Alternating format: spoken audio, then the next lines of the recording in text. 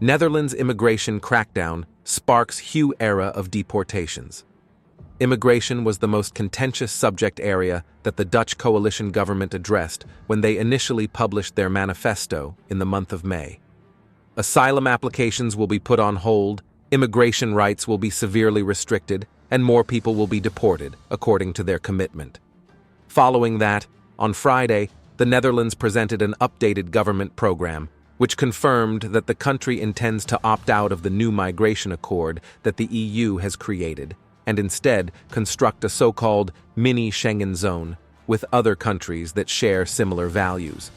Therefore, in this video, we will examine the new migration reforms that the Netherlands has implemented, which have been dubbed the most stringent in Europe, as well as the reasons why they wish to opt out of the new migration pact that the EU has created, and whether or not these plans are actually capable of being implemented. Background information.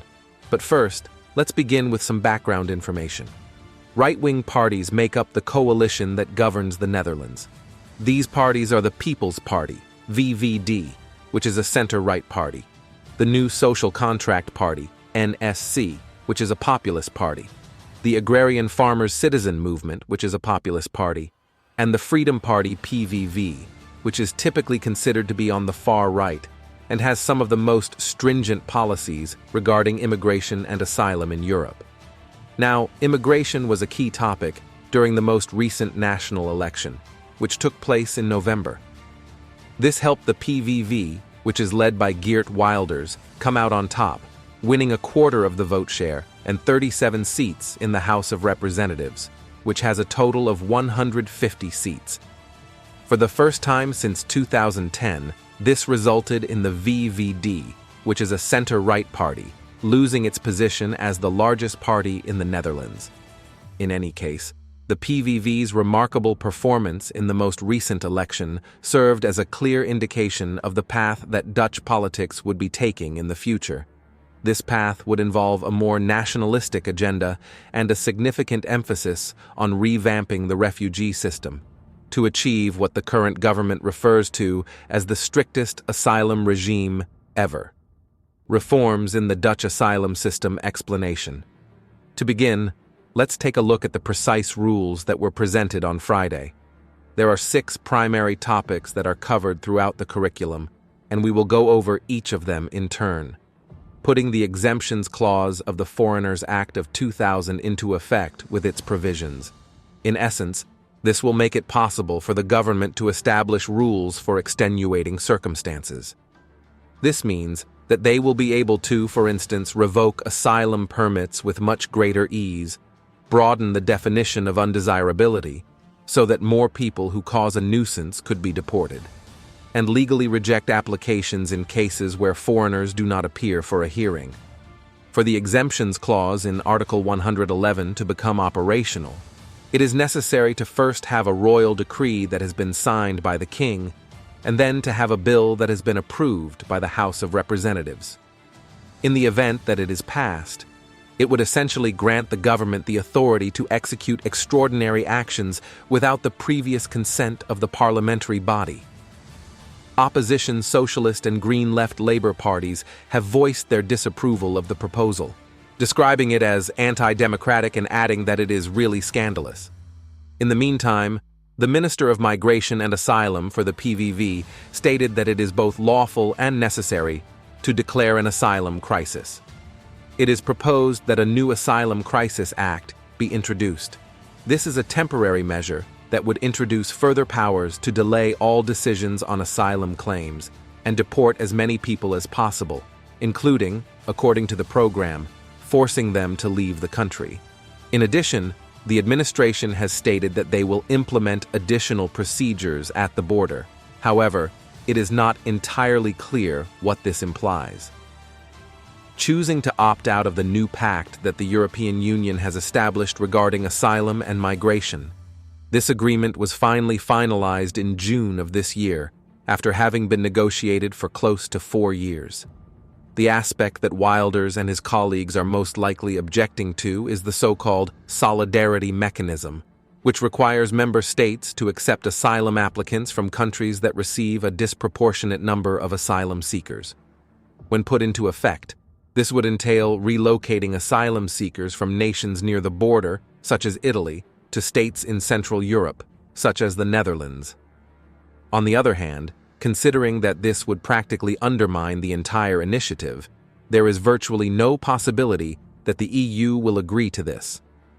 In addition to this, the Netherlands is interested in establishing a miniature Schengen zone where it will collaborate with like-minded and surrounding countries. The concept is not brand new. In the year 2015, the Netherlands proposed a plan that was quite similar to this one, which also included Austria, Germany, Belgium, and Luxembourg. However, the plan was never implemented. A comprehensive reform package for the asylum system. Several structural measures are included in this plan to lower the total number of people entering the Netherlands and increase the number of people being deported. When the policy is put into effect, restrictions will be placed on family members, and the individual will be responsible for providing evidence to support their claim for asylum with practically complete authority. Additionally, there will be a reduction in the availability of legal help for individuals seeking asylum. The process of appealing judgments will become more challenging. Shelters will be lowered in quality, and emergency housing will be discontinued. Alterations to the procedures for Ukrainians seeking asylum. A living allowance and a place to stay were offered to Ukrainian refugees by the Netherlands up until last summer.